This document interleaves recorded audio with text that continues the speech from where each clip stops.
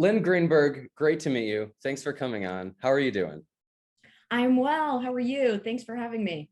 I'm doing super well. I'm very honored that you joined, that you're taking the time. You are an absolute, very well-connected, highly successful entrepreneur, investor, lots to talk about. Want to hear a lot about what's going on with Pivt. But before we get into that, it sounds like there's been a journey that led to the creation of Pivt. So maybe just to start off, would love to hear a little bit about how you grew up, what you were raised on, how that led to the before Pivt as an investor and the work that you were doing prior to Pivt. Yeah, so I guess, usually where I start is I went to a small school in Pennsylvania, played soccer there, and absolutely loved it. About 2 weeks after graduating from college, I moved to London to work for Bloomberg. And moved there without knowing anyone. I was 21 years old at the time, and faced the issue that all people do when moving to a new place, which is how do you go about making your new city feel like home? And there were two things at the time that I really needed. The first was information on my city from people I trusted. I didn't know where to live. I didn't know which bank to join, where to watch the Yankee games with other fans, things I didn't want to rely on a Google or TripAdvisor for. And then the second piece, which is how do you recreate your network from scratch? Hmm. Because it's friends you need the most when you're adjusting to a new and unfamiliar place. So I tried everything around the sun, Facebook groups, meetups, dating apps, you name it. And, I kept thinking to myself, I'm a relatively outgoing person. If I find this challenging, it must be a bigger problem than just myself. So started speaking to other expats at Bloomberg London, with the London office being the international hub, and found that it was actually a much bigger problem than just myself. So, I was a government major at F&M, took one business class. So, took some classes, attended some workshops, everything from how to build a startup to marketing 101. And all the while reached out to people that I could find on Facebook groups, through my network, through Bloomberg's network, to really learn more about what people were doing because a product like this didn't exist. And, we finally got to the point where we were trying to formulate something. And the one thing I wasn't able to grasp through those methods of going to, workshops and classes was the venture capital side. And I was really interested in, okay, if I'm going to go out and build a product that's valuable and investable, I need to learn this side of the coin. So reached out to the head of Bloomberg Beta, the venture branch at Bloomberg, to see if I could help them on the side, on top of my core role at Bloomberg. And I was super lucky, very grateful to this day for them, to take me under their wing. And I absolutely love my experience there. So 3 years, prior to moving to London and coming up with the idea of Pivt, we were at that point where we were, confident to take it off the ground. I moved back to New York. And at the time we were building out our beta. So it wasn't at the point where I could take it full time yet, and wanted to do something again that, the knowledge and the expertise that I was doing could ultimately help me with Pivt. So I joined a venture capital firm here in New York called Autonomy Ventures that invests in AI, robotics, and autonomous mobility. So again, not something I was an expert in by any means. And I was, really lucky, as I was the sole associate to two managing partners. So I did everything from get them coffee to ultimately, contribute to decisions on deal flow. And I learned a ton. And so, at the point of taking Pivt off the ground, first as a consumer app, which I'll get into in a minute, I felt really grateful that I was able to learn a lot, both on the investment side and also as a founder.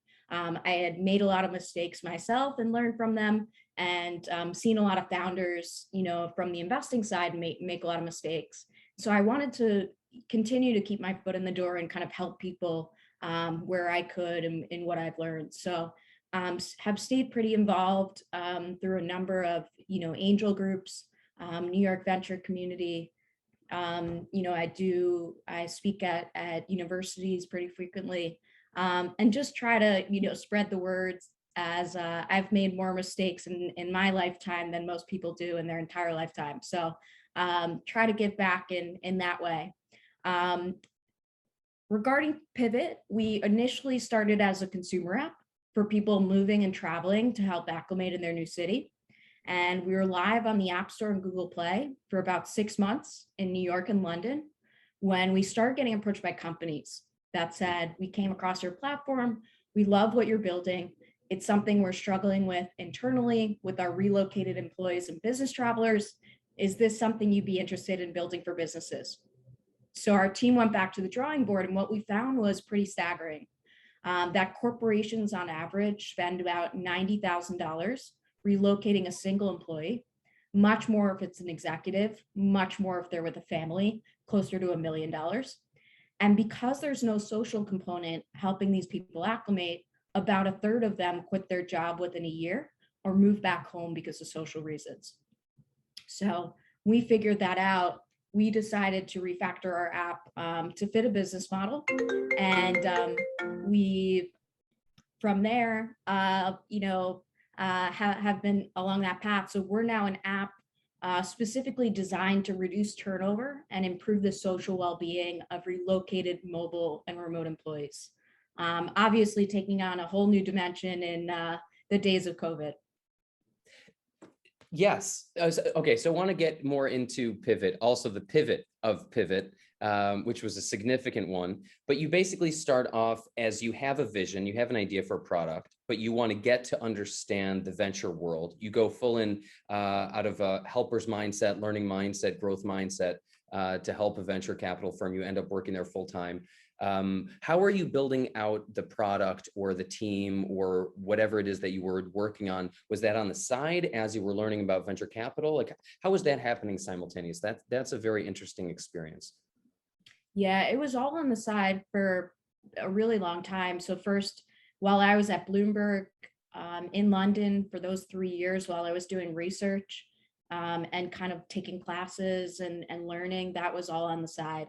And that was really, a period where I had to validate first my idea, validate whether what I was feeling was more widespread than just myself, and learning a ton about the market, and then also about the business side of things. Because as I said, the only tech experience I really had was what I was doing at Bloomberg, and I, only took one business class in college. And how were you validating the idea at the time? Reaching out to as many people as I could. Excellent.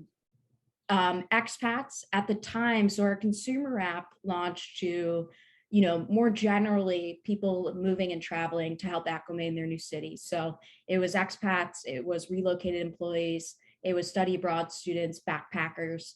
So to our detriment, actually, we launched with, a really wide range of customers.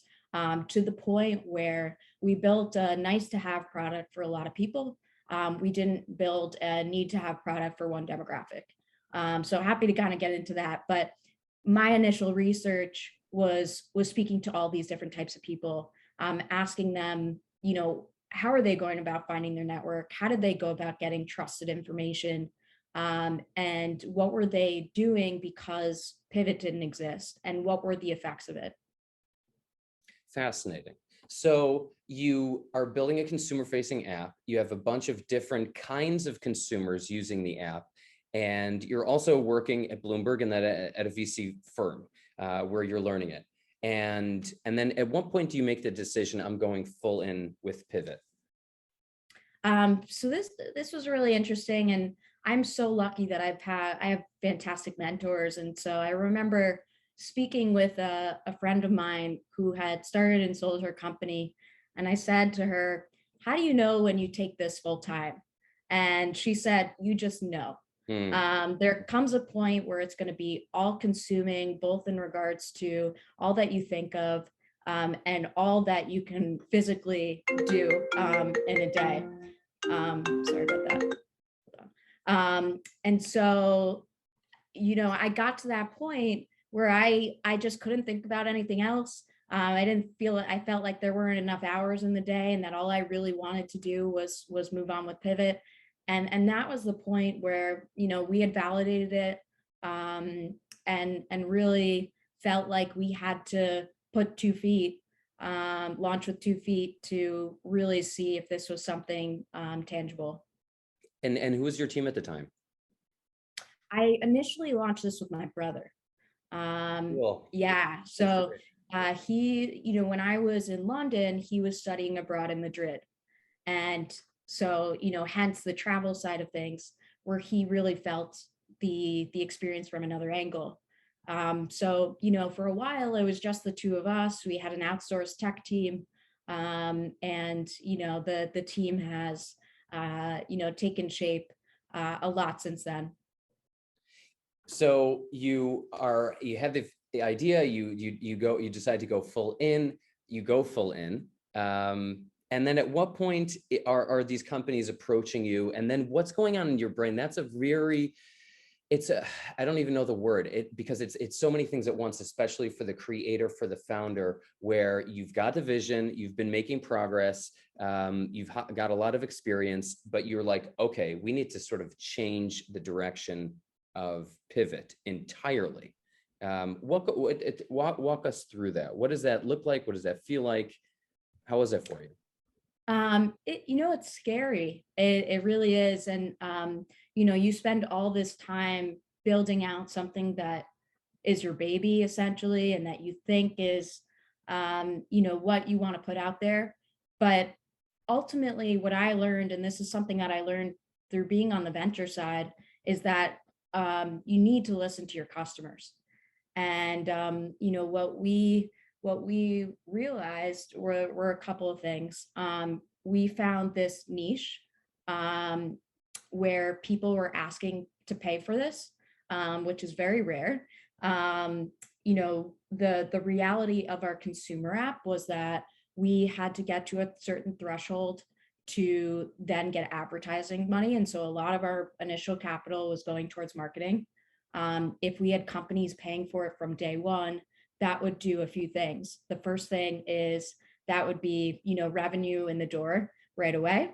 That would mean, less marketing money. That would mean that since the companies were paying for it, that they would also be pushing engagement internally.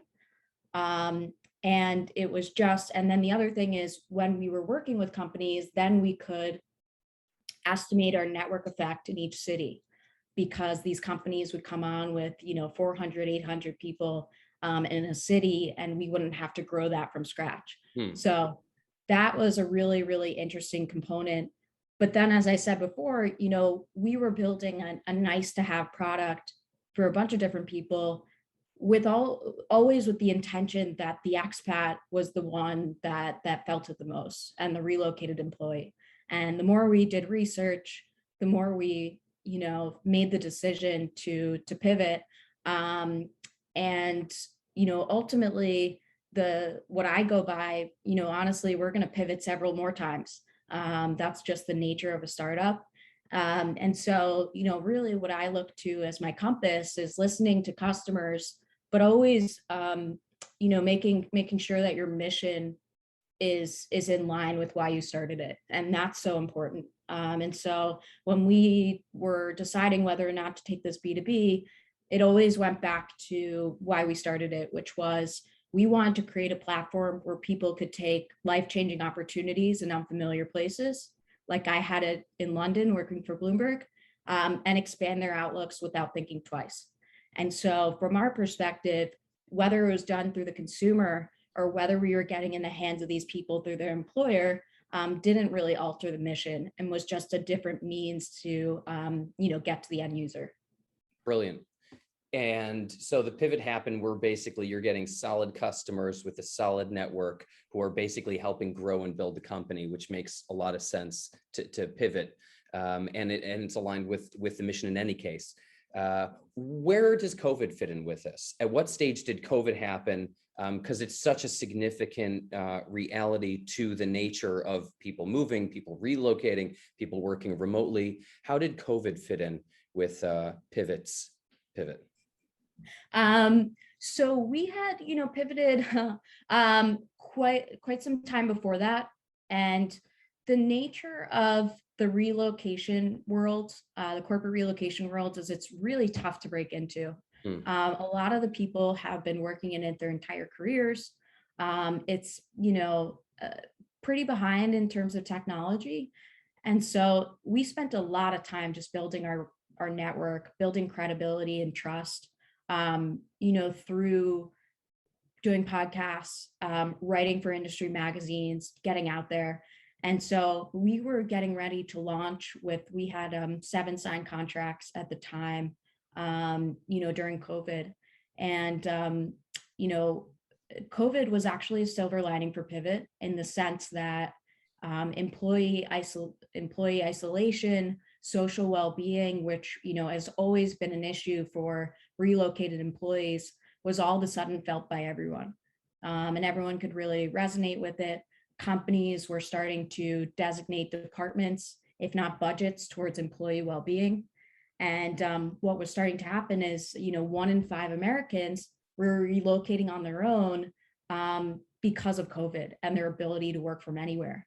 And what happened as a result of that is traditional benefits like really cool office space and unlimited snacks in the office weren't tied to employee retention anymore. And so there was this window of opportunity where people are really understanding the value of Pivt in regards to, their 2 main concerns, which is how do we create a strong company culture digitally? And how do we curb that social isolation that everyone is feeling because they're not going into the office space? So it opened up a whole new wave of opportunity. Obviously, a bunch of new clients and recognition on that front. And as a result of Pivt, we're doing a beta launch in Dallas, Texas next week for a couple of months, just solely based on the fact that it's a city that's open.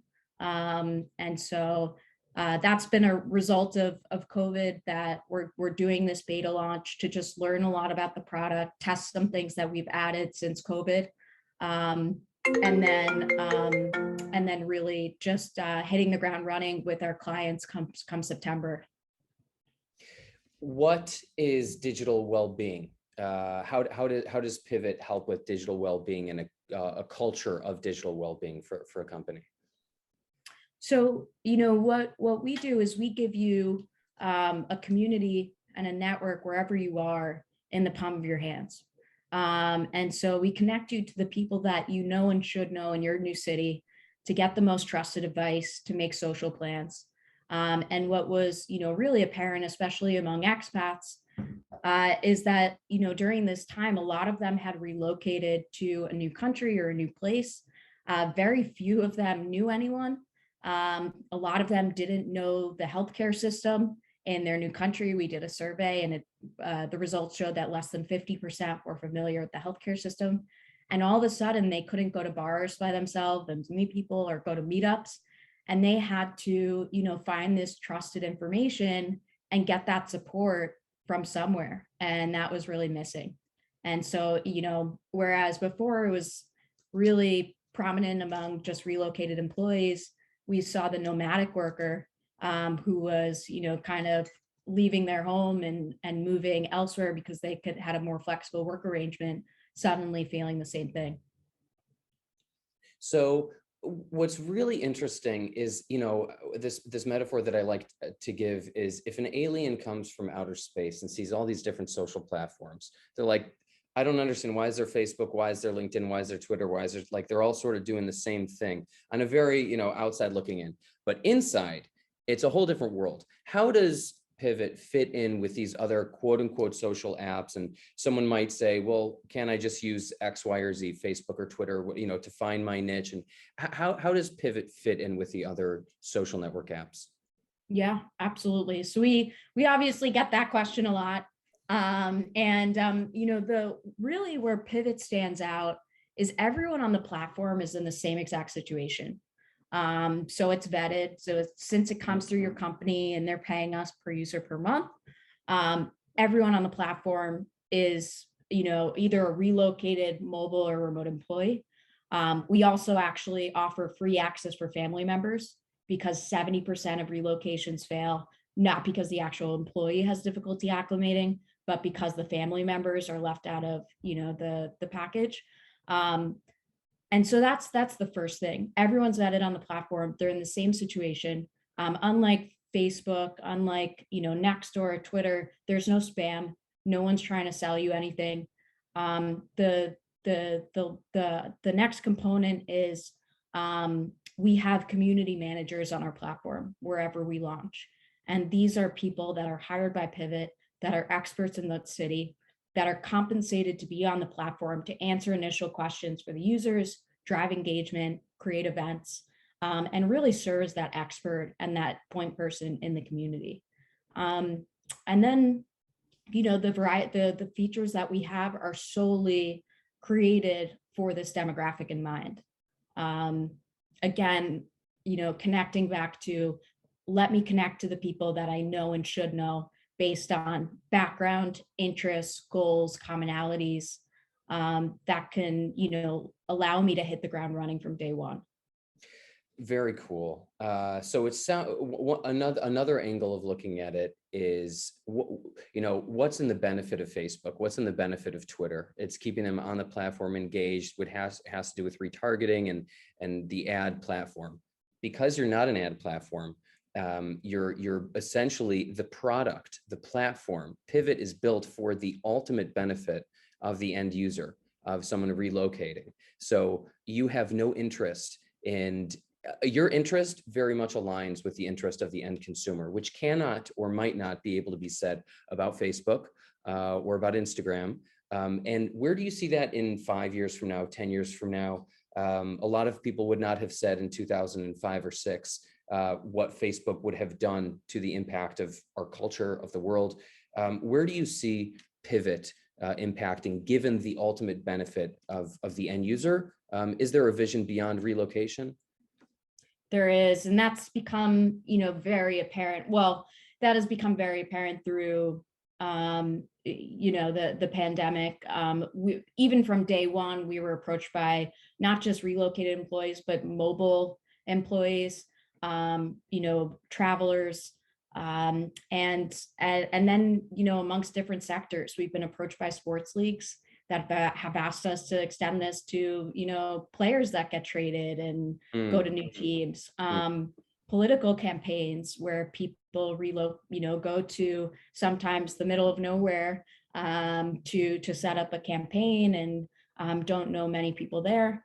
The military obviously is a really big one. So there's plenty of angles, even within relocation, that we can see ourselves going in. The other really interesting component that came out of COVID is we were actually approached by hotel chains that said to us, look, these companies, as I was mentioning before, are looking for new benefits to retain talent.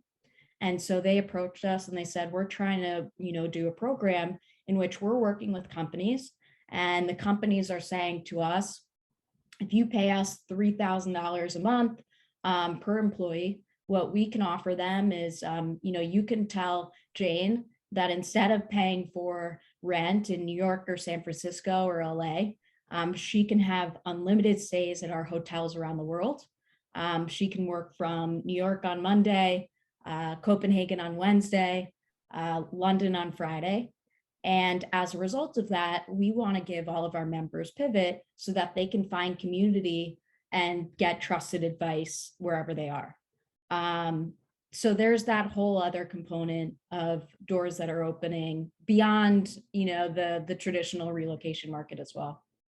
What's the experience for you as a founder, as a creator that starts as a vision? You have a vision for it, you start working on it with your brother. The stage where it's at now, where you're getting approached by sports teams, by hotel chains, by all these companies where you're not even thinking of going in that direction. They're all approaching you. What does that make you feel as a human being, as a creator, as a founder, where you've been given this vision, but then all these things are happening beyond you, but through what you've created?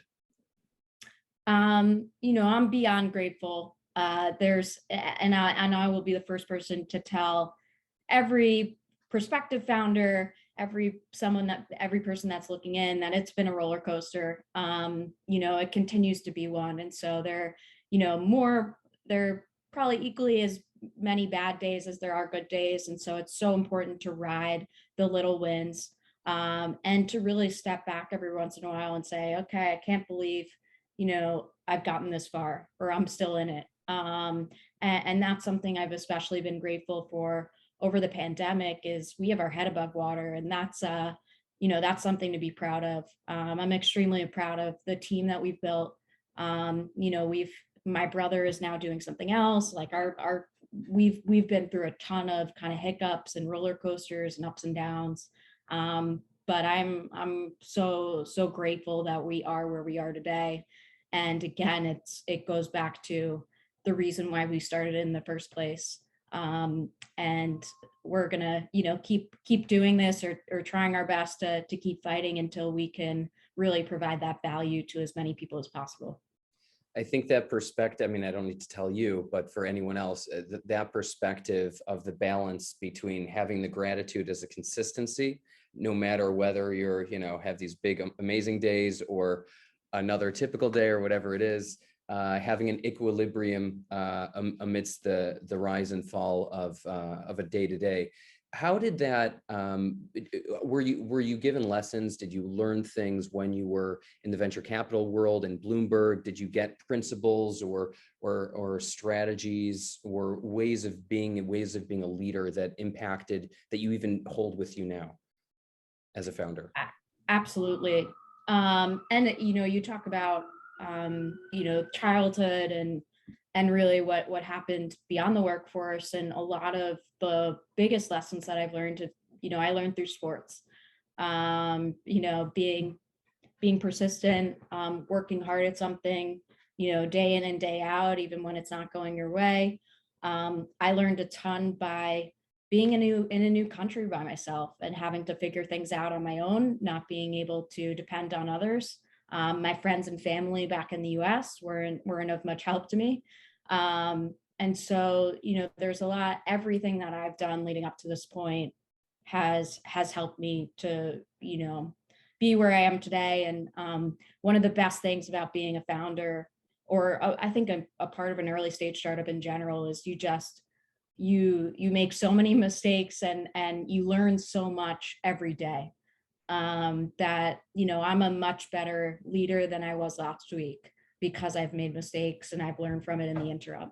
And so it's something that you see on a day-by-day basis, not just, myself, not just Pivt, but the entire team, progressing in really great ways, both as a team and individually. It sounds like you had this vision for Pivt. So even as you're working in the venture capital world, you still have this vision and you're working on it and you're building it. What was the experience for you? What was it that you learned being in venture capital? What were some takeaways for you? What was insights that you had? What was the experience for you? Ultimately, you were pulled in the direction that you were pulled in, but what was it for you as a visionary founder working as a venture capitalist? So, both have helped tremendously, for one another. So being a founder, understanding the vulnerability from a venture perspective and analyzing, potential deal flow, and vice versa. A couple of things that were really instrumental that I learned from the venture perspective that have helped me as a founder. The first thing, we were, an early stage fund.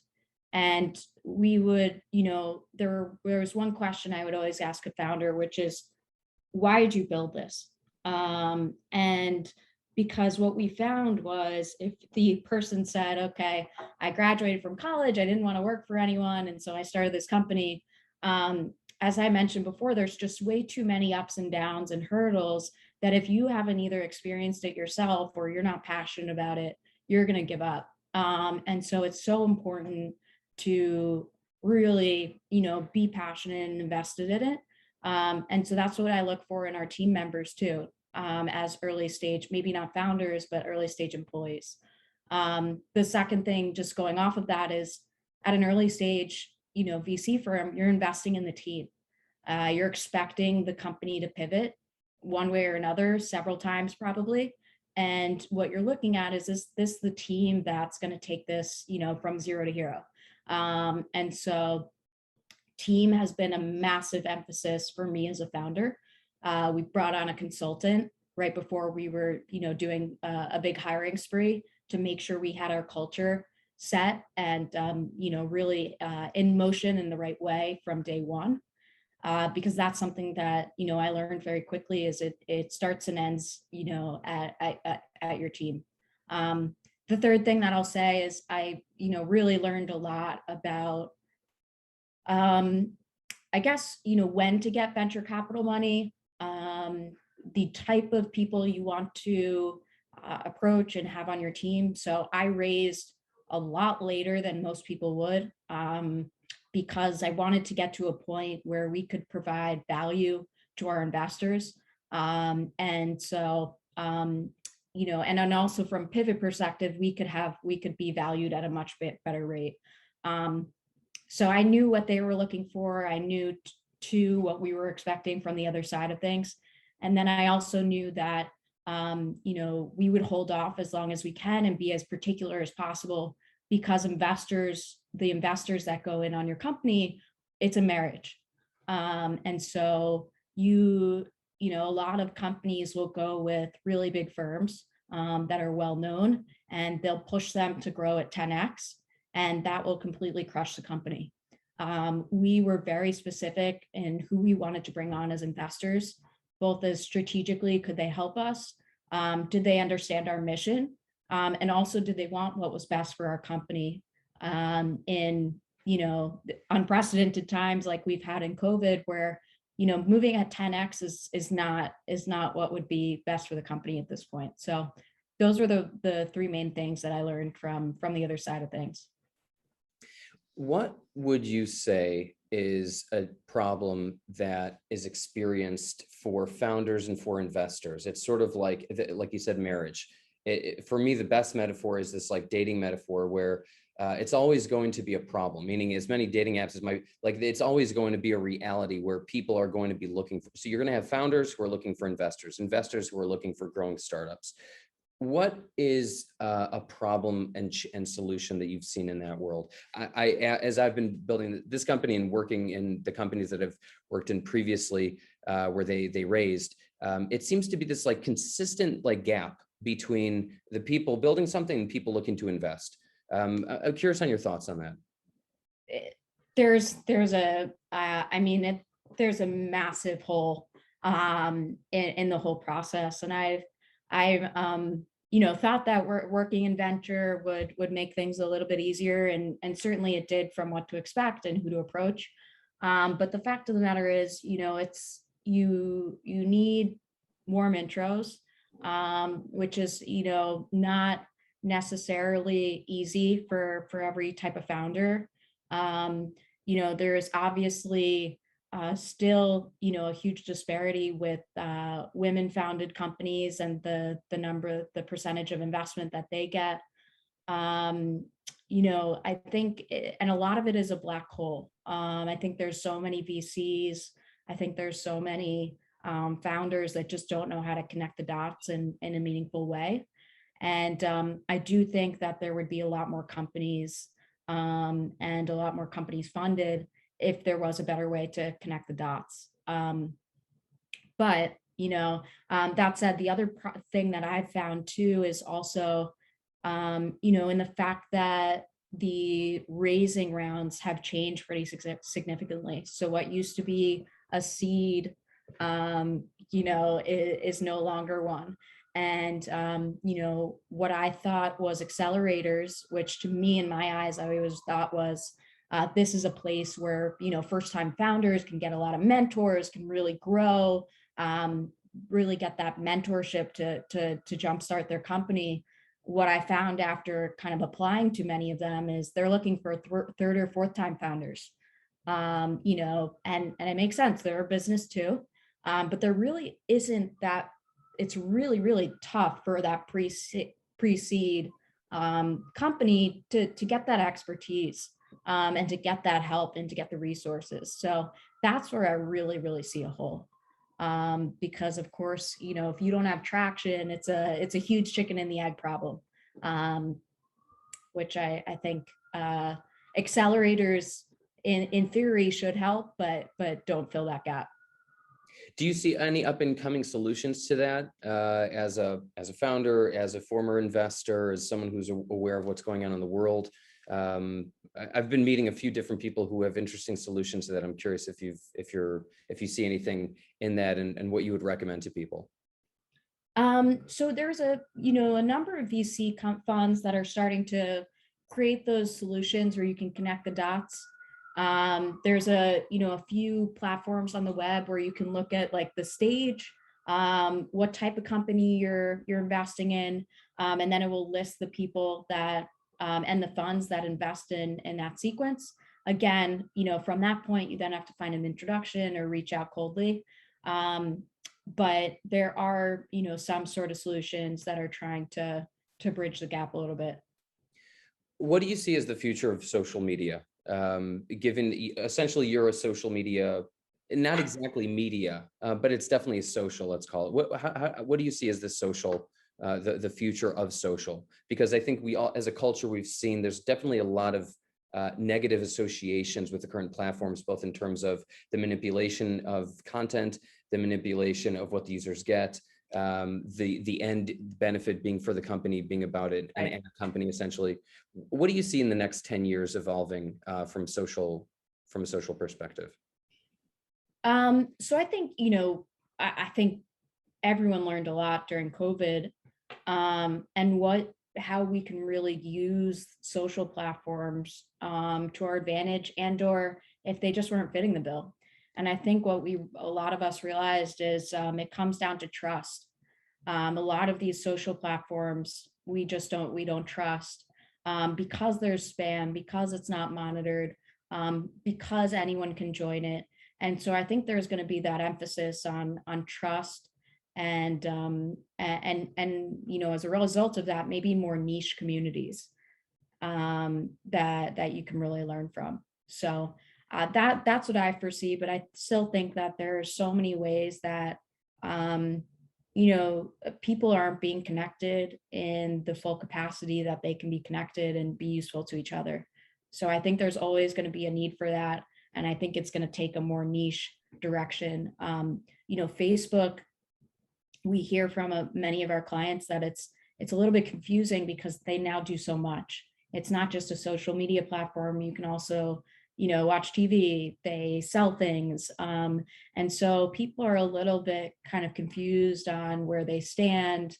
And that trust factor is really something that I think has been a challenge for them. So, which is pretty exciting that companies like Pivt exist and are growing and have a very unique position and solution. What would be your final advice to founders and investors? And then I want to ask where people can learn and follow more about your work, because I feel like I feel lucky, first of all, that I met you, but also where you're headed and where Pivt's headed. I'm excited to post this in 2021 and for people and myself to revisit this in a few years and see what happened. Thank you so much. Thank you for having me. As I said, I've made, lessons learned for a lifetime. So there's so much that I could give back and in regards to advice. But, I think the main one is going down to do something that you're passionate about. And, even though it's your baby, and you have an idea for what that might be, you have to listen to customers, you have to, get all these different perspectives, but also keeping in mind of why you started it and what your mission is, and not, leaning one way or another to change that. Where can people find out more about you and download the app Pivt, et cetera? Well, they can visit www.pivtapp.com, which is PIVTAPP.com. And yeah, right now we're, a B2B platform. So we would be happy to show demos, share the solution, talk about it with anyone that would like to join. And that's essentially like for people relocating, people moving, that's essentially Traveling. traveling. Yeah. Traveling. Okay. Fantastic. Yeah. Lynn, thanks so much. Great to meet you. And everybody in the world should be downloading Pivt. Whether they're relocating or not, it's just a matter of time. Thank you so much. Thanks so much for having me.